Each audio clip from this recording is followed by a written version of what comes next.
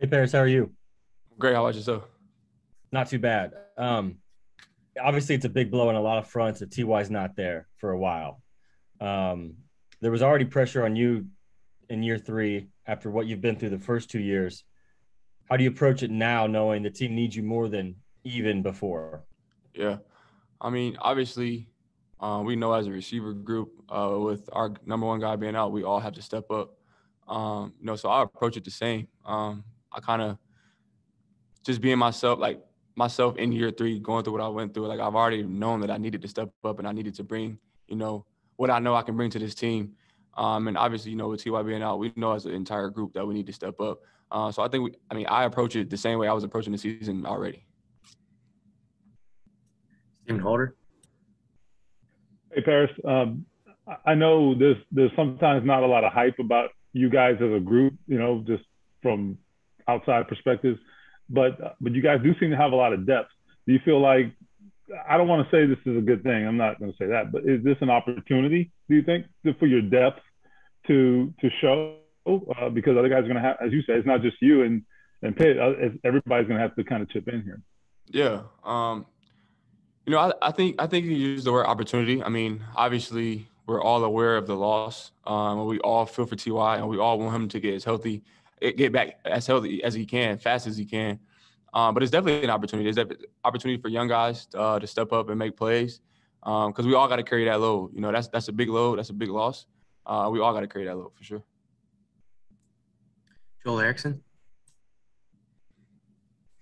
Harris, what have you seen on Michael Pittman in his second year?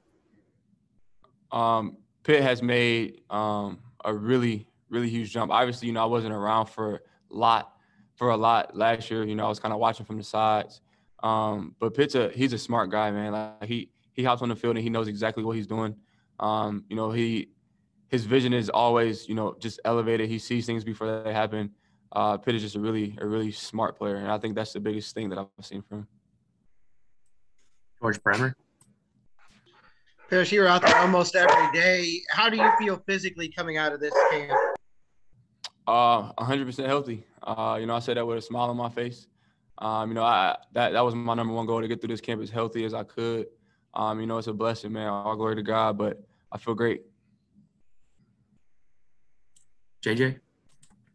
Paris, what have you come to appreciate about Zach Pascal over the years you guys have been together now? Yeah. You can look at the film, man. Zach does it all. He's not a one-trick pony.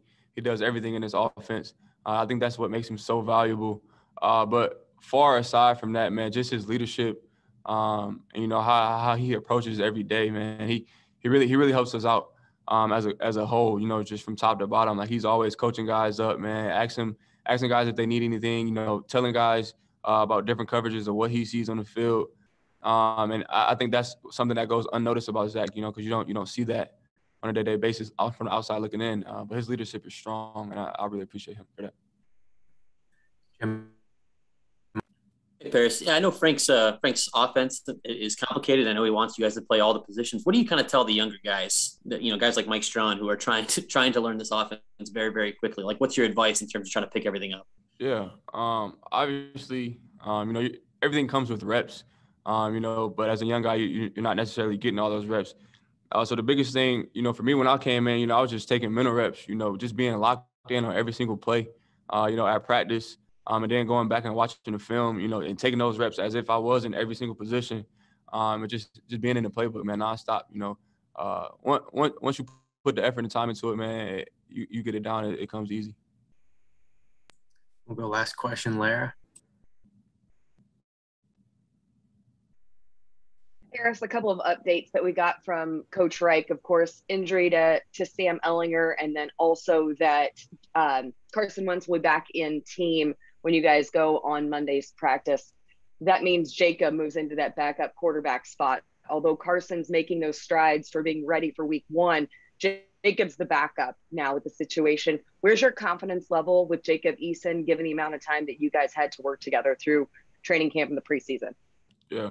I have all the trust in the world in Jacob. I mean, everybody on this call has seen Jacob make strides, from preseason 1 to preseason 3. I can honestly say, man, he stepped up in a big way with Carson being out. And just, you know, you can tell he's seeing things faster. He's playing faster. He knows what he's doing. The way he's making calls in the huddle, the way he's making checks. You know, I really seen Jacob get better throughout camp. And I think we can all attest to that. So confidence, you know, very high in him.